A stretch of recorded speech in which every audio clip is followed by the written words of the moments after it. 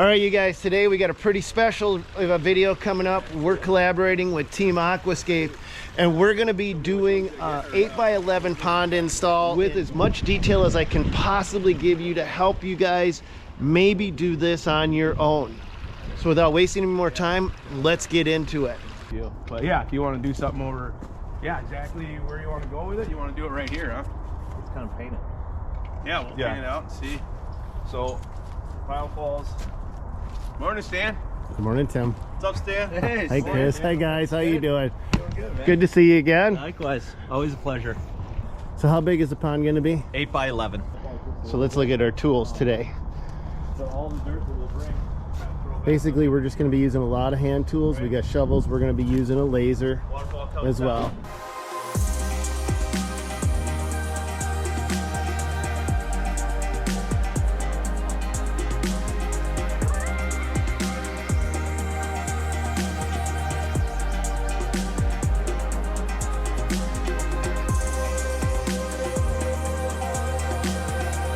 Since this is a collaboration with Team Aquascape, we have both the Dirt Monkey crew and the Aquascape crew working in the same space. Typically, we would only have 3, 4, maybe 5 guys tops working on a project like this.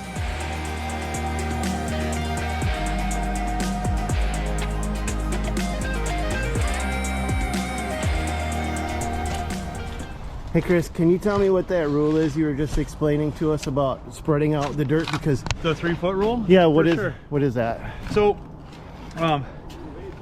you know, we're always preaching to have these things, have our water features look as natural as possible. And in order to help prevent that volcanic look that we so often see in crummier looking water features, is because all of the dirt that supports the rock and liner is non-existent. So we like to use the dirt that we're using through excavation and throw it up, throw it up on the outsides of the rock and liner, and then really fan that berm out. We have what we call a 3-foot rule, whereas if you have your rocks and liner and you are putting dirt up on the backside to hold that liner up, you want that dirt to come out at least 3 feet horizontally from the top of the rock, which would be the top of my hand, and then the dirt's going to come out 3 feet, and it either slowly tapers or there's another rock here to stop the dirt, and then you can terrace down.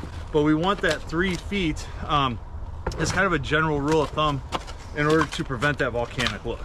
Is there any advantage instead of digging this out by hand to using an excavator or a big piece of equipment on a pond this size? Advantage? No, it would be a disadvantage. So bringing in a machine on a project this size would be, I think, a little bit overkill. You know, you'll have damage to the yard, you'll have cleanup and stuff like that. Taking 3, 4 buckets out of here, there would be a lot of rebuilding of these shelves that are cut and carved to a specific depth and height. So I think, Stanley, you're at a perfect rate.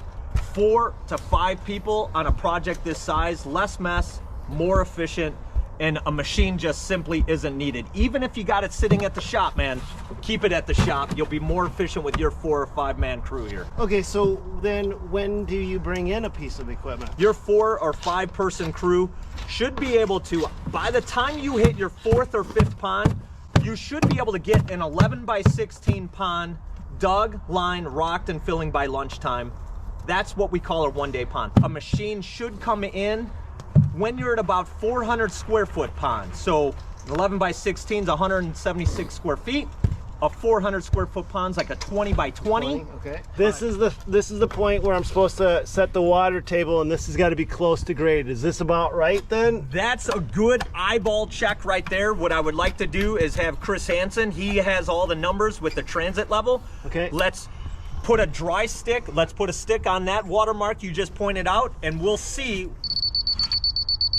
I gotta go down about 2 inches. What's that say? Yeah, you see about 2 inches there, Stanley? Oh, I don't know. I wasn't looking. Jeez. I gotta go down 4 inches technically. About Okay. 3.5. About 3.5. All right, let's check that out. But hey, when I go down with this, Chris, am I making sure that my skimmer is level side to side and front to back? That is correct. Side to side, front to back, which is slightly different than your biological filter that we had leaning slightly forward. This is the geotextile underlayment. This is going to give a little bit of padding underneath that liner. It'll help distribute the weight as well, because the liner will stretch, This, in fact, will not. It'll help distribute the weight. So if you have a rock that's point loaded on the liner, this will help spread that weight out and prevent that liner from really stretching. I would think you'd want something heavier duty than that if we're worried about point loading of a rock on the liner. We do have a much thicker underlayment called rock pad, but on a project this size where we have rocks that are max 18 inches, 150 pounds, it's just simply not necessary out here unless you have a very like rocky aggregate sub base underneath the liner. Okay. Anything you can pick. Is there a right side and a wrong side to this liner? There is not. Okay. Unless you're playing a joke on a new guy. Now would be a great time, Tim, to get the gravel over here because we're going to use that to backfill as we're rocking into the bottom section. This is our first aquascape pond, which is a lot different than the projects we're used to working with. We've done a lot of ponds, but on a really massive scale. We did the African hoofed animal exhibit at the Minnesota Zoo, which was a 5-acre pond using dozers and excavators. This pond only requires hand shovels, but we were able to work some heavy equipment into it.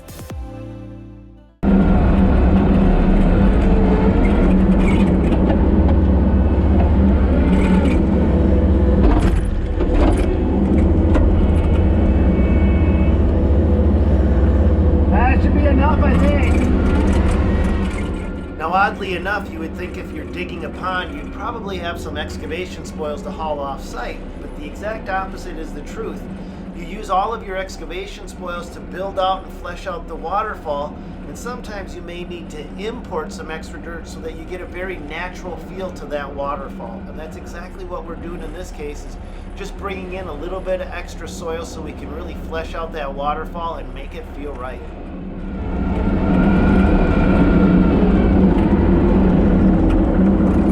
Where do you want it? Anywhere, yeah, right in here, there. You want one more too? Okay.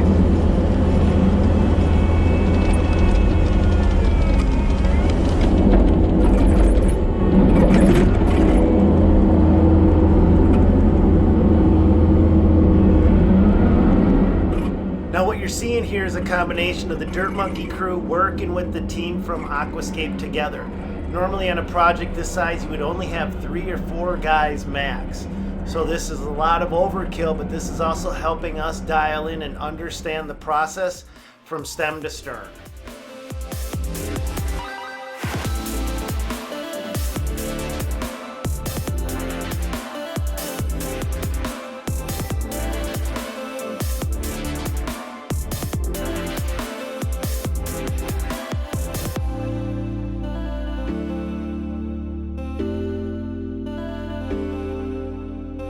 Now earlier in the video, you may have remembered hearing Chris say that you only need shovels, you don't need excavators and skid loaders to do a pond like this, and the team from Aquascape rarely ever uses big equipment. But since the Dirt Monkey team has big equipment and we love playing in big equipment, we also love playing with big rocks.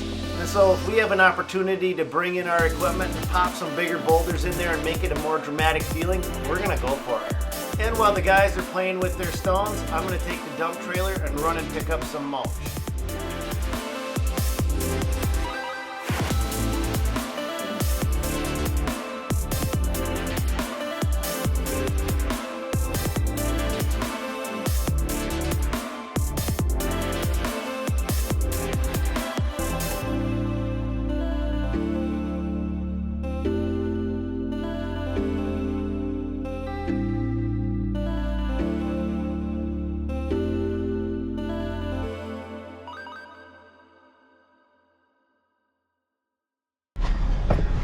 All right, so while the guys are back there getting the pond install done, we're gonna run. We're at Gerton's right now and pick up 3 yards. We're gonna use what's called cypress mulch. Howdy. Hello. Do you guys have cypress mulch? Yes, we do. I'm gonna take care of this, then I'll get right back to you guys. Cypress. Is it cypress or cypress? I don't know.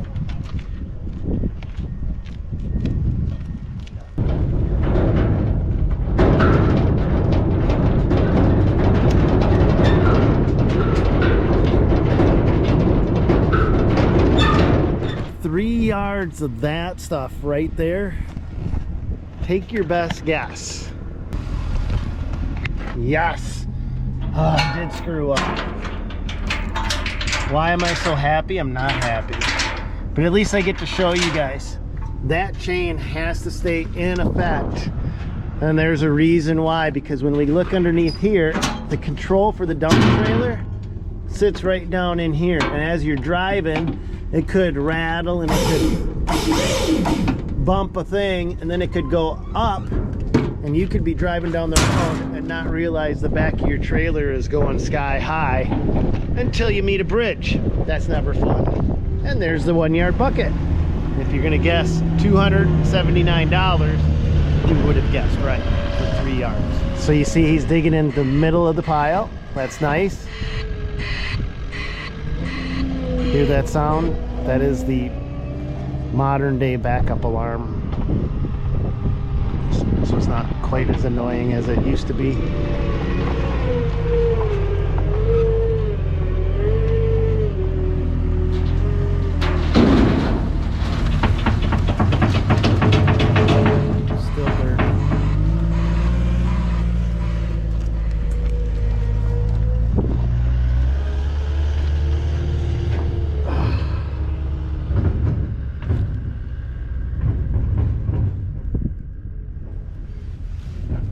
Looks better up here.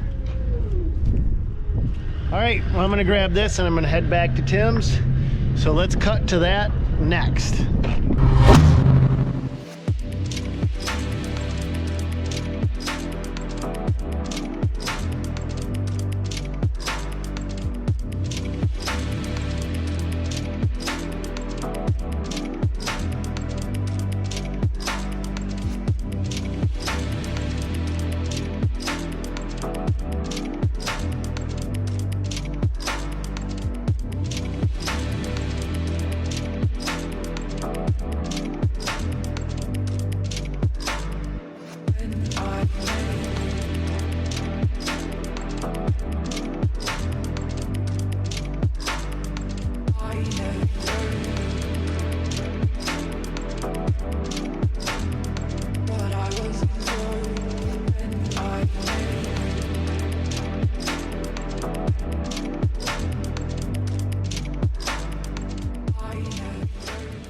Time is it?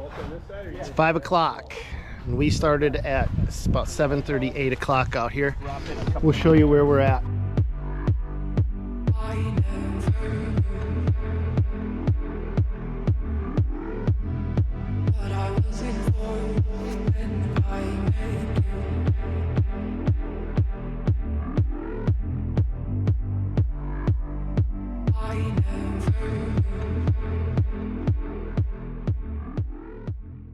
So the pond itself, would this be about a $12,000 to $16,000 water feature? The pond by itself, yeah, we're looking at probably somewhere, I think you're right on the money, in that $12,000 to $15,000 price range. And that is just the pond, the rocks, the water, the pumps, the installation. Correct. Okay. Yes. Yep. Not the mulch, not the plants. Not the mulch, not the plants. Okay. Yep. To give this project a finished look, we added a few signature plants in the backdrop. Plus we put in some low evergreen shrubs in the forefront, and we're also going to be putting in some aquatic vegetation as well.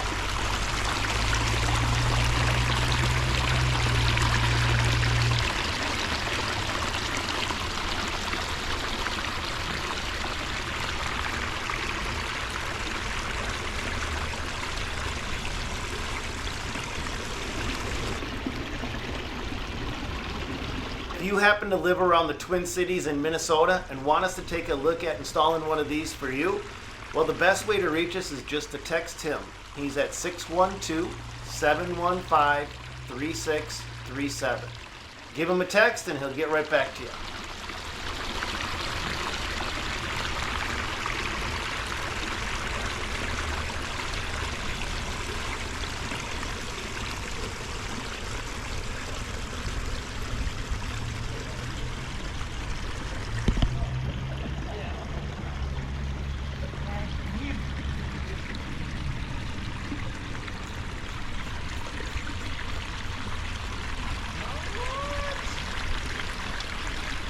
be it. I hope you guys enjoy this one. God bless. Go get him, you guys.